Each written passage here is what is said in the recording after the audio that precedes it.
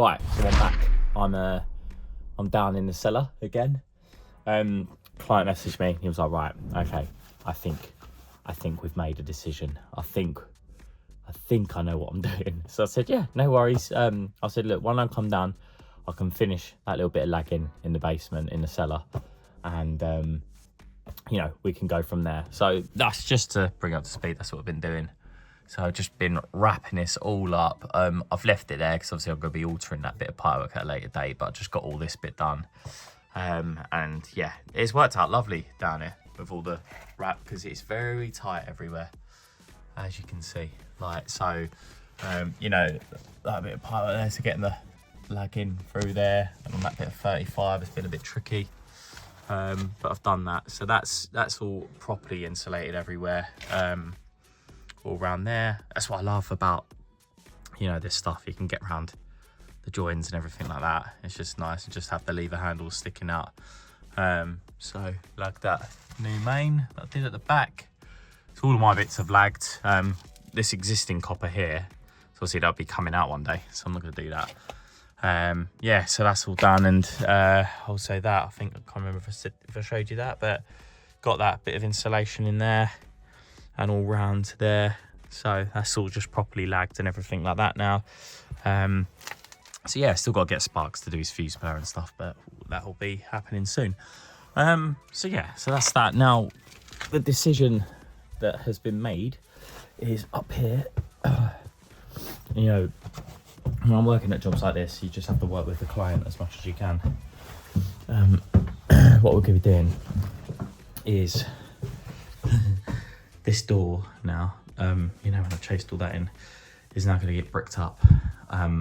So because originally they were saying about having the unvented cylinder in there in a cupboard, but they changed their mind and we're going to have it here now. So I'll probably just build it up on the shelf, have that up there in that space there, and then have the water softener underneath it down there.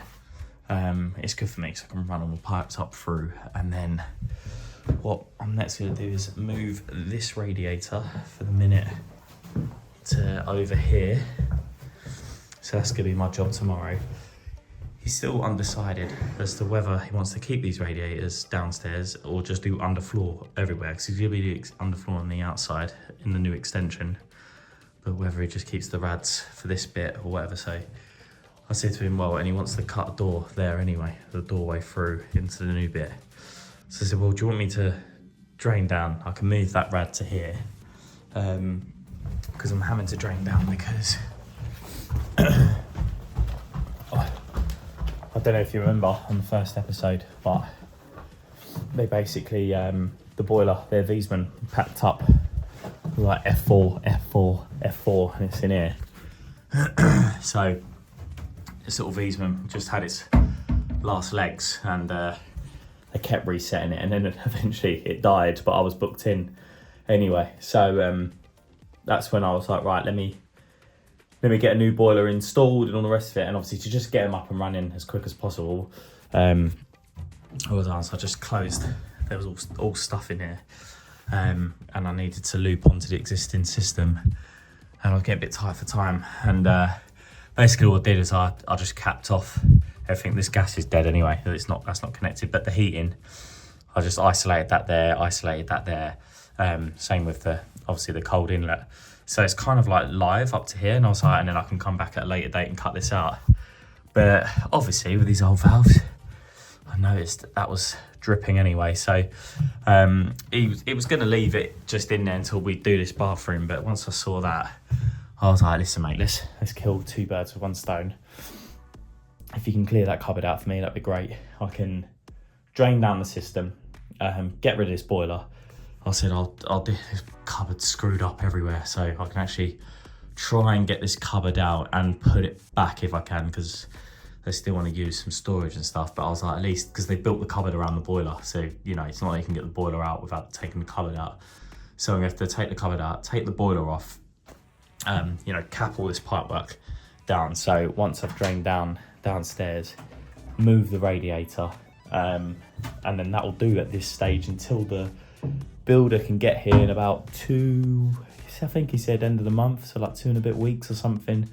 Then once he's blocked up that door, then I can come back and get everything else ready. Trying to get as much as I can before this baby comes. And obviously because I want to take some time off with the newborn. So I'm going to try and get as much as I can. Obviously it's hard because you just don't know when the baby's going to come.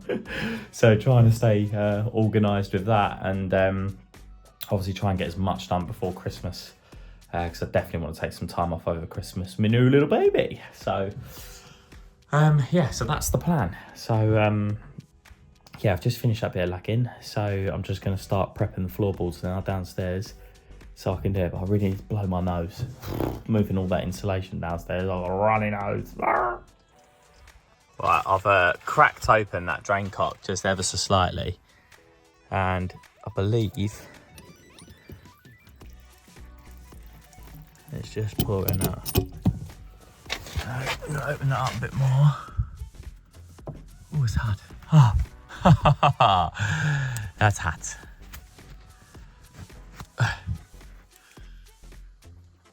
Look at the steam on it.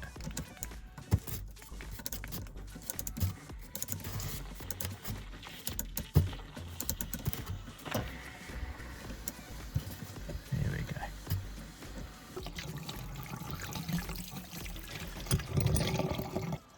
Hopefully in a second we'll hear this pump kicking. Hopefully. Imagine if it don't. Oh, what a disaster. It starts coming out of there. But I've just wired in a plug temporarily. Sorry, excuse me. And now hopefully it'll kick in. Oh my god, that's literally not working.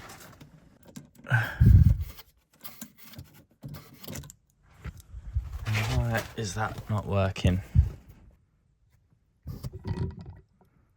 So I caught that just in time. So, well, I'm going to have to get the lid off this thing then and see. Maybe the float switch needs turning around or something. So let me whip this off and see what we're dealing with. Oh, so annoying. Unplug it and plug it back in again. No, that literally didn't work.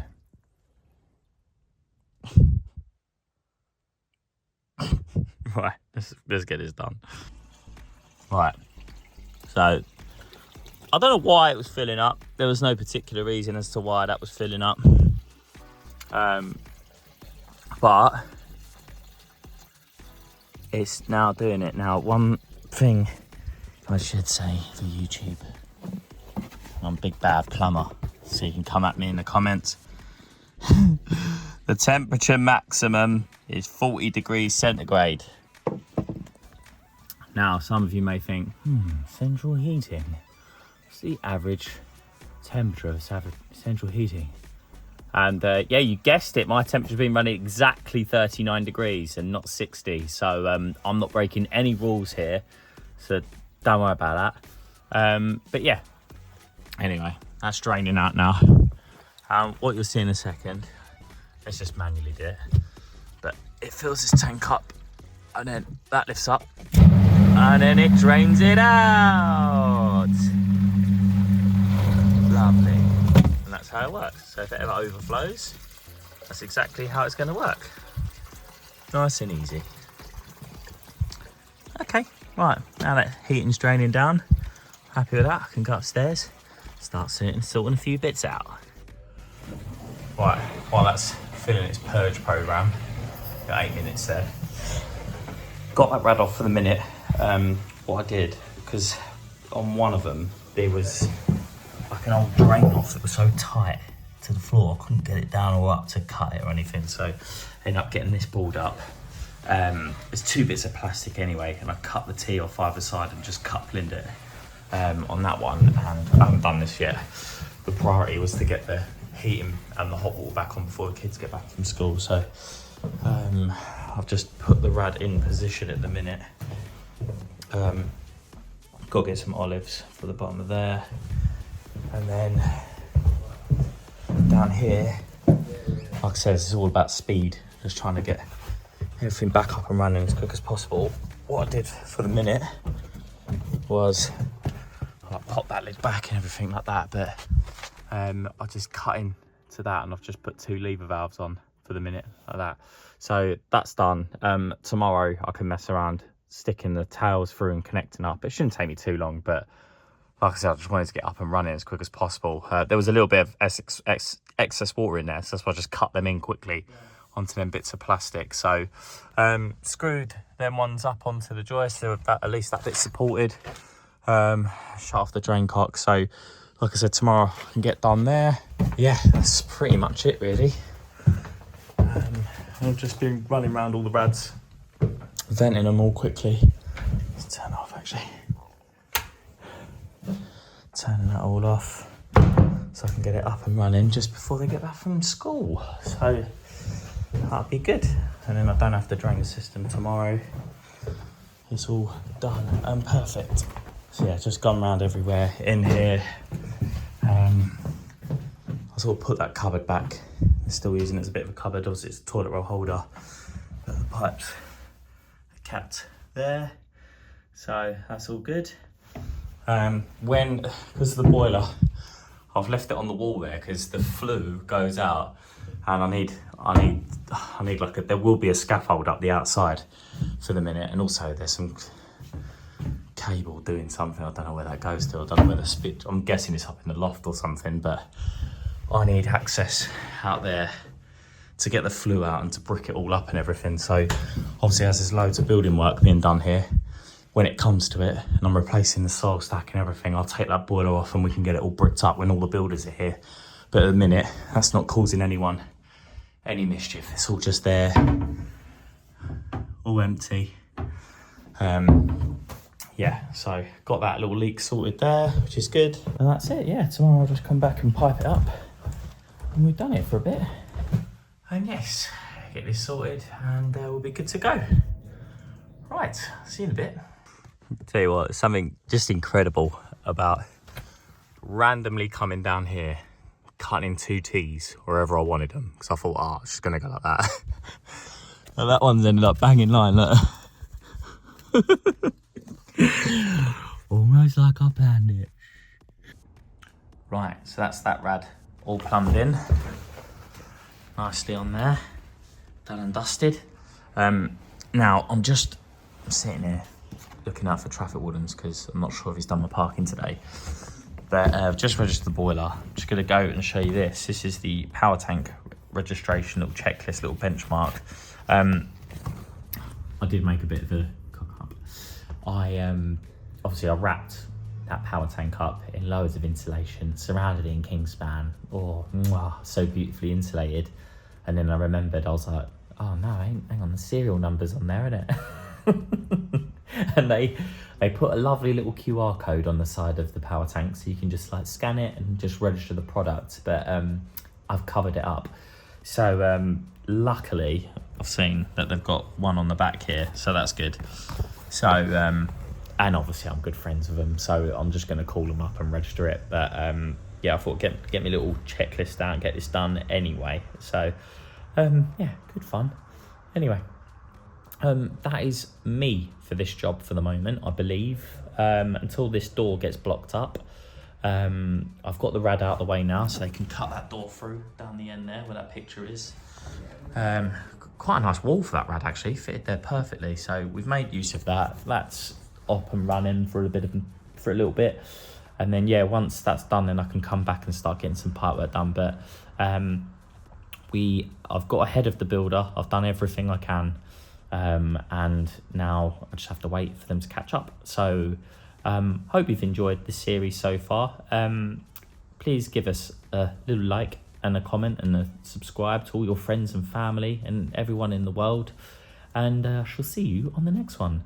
Ta-ta. Sorry, I lied about that. It's actually that is not the serial number, so luckily it's there. So I'm going to try and get a quick picture of that and then register it. Bye.